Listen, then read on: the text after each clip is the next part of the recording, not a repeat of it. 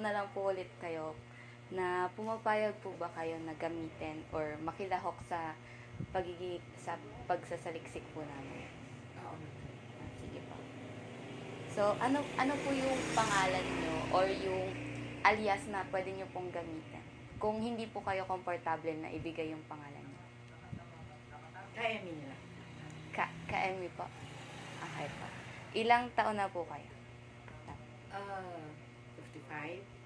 Tapos, ano po yung disabilities niyo po? Sa visual. Visual. Paano sa visual po? May glaucoma. Sa both eyes po? Ah. Okay. Yung ano po niyo po ba? Yung disability niyo po ba na yan ay pinanganak po kayo or nakuha niyo lang po? Acquired. Kasi Acquired. meron akong cancer, breast cancer. So after na ako na proclaim na cancer free, Apo. nagkaroon ako ng mga ibang sakit, ng komplikasyon. Una, naging may glaucoma ako, din sa kidney, din sa heart.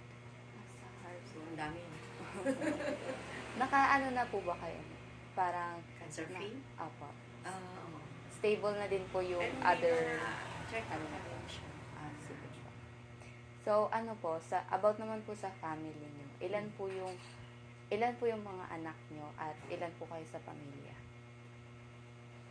Originally is 5, pero namatay na yung husband ko 2003. Ay, 2003.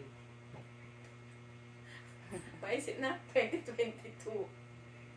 December 2022.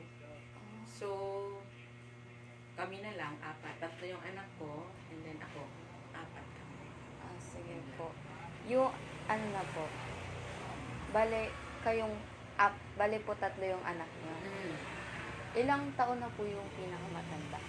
21. Graduating na siya this May ng college. Yung, And siya, pangalawa. ilang taon na po? 16. And Tapos then 9. Okay po.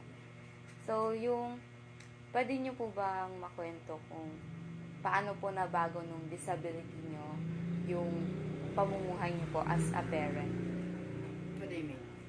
Advantage niya or disadvantages? Yung pinaka-general lang po. General Okay. Na-diagnose ako for glaucoma. That was 2017. And that time, hindi ko pa masyadong alam kung what is glaucoma. Theoretical, oo, alam ko glaucoma. Pero by personal experience, parang sa atin kasi parang pag sakit sa mata, wala lang. Opo. But then, after how many years na-experience ko yung minsan kalahati lang nakikita ko, then yun na pala yun. Para siyang Sign masakit na malaman na ang glaucoma, yung simpleng definition of glaucoma is magnanakaw ng paningin. Opo. Yan, sudden na yun. Walang makakapagsabi kung kailan. So, nung sinabihan ako ng opta na i-memorize ko na kung nasaan yung lagay ng damit ko, saan yung ganito, yung kusina, yung CR. Siyempre, lahat ng tayo malulungkot. At then, hindi ako nagpadala dun sa sinabi ng doktor kasi he's only a doctor and meron tayong Diyos na. Opo. Nung una, masakit. Kasi maliliit pa yung mga anak ko. Bata pa po. Pero, you have to accept para hindi masakit. Yung pagbabago naman sa pamumuhay. Sa ngayon, hindi ko pa masyado siyang nararamdaman kasi hindi pa naman nasa severe stage na ako. Ang kaso lang, awa ng Diyos nagagawa ko pa man din yung mga normal na I still do washing, cleaning, but hindi pwede sa araw. Yun yung mga disadvantages naman niya. I need to use umbrella if possible na lumabas ng bahay. Kasi po masakit sa mata. Lalo siyang tumataas ang pressure ng mata ko. May pressure pa yung mata, no? Noong una, hindi ko rin yung mga yun. Then, yung mga disadvantages pa, yung mahal ang gamutan ng glaucoma. I've been through operations, laser ng both na eyes. At ang nakakaasiwa minsan, yung hindi mo makita yung gusto mong, yung maklaro. Yung gusto mo pong matanaw. Pag wala akong salamin, this is for talagang glaucoma patient. nakikita kita as full. But then, I don't know where's your eyes, your nose. Ah. Ganon, yeah. So, parang unti-unti, gradually naman, hindi man, na nawawala yung paningin. Opo.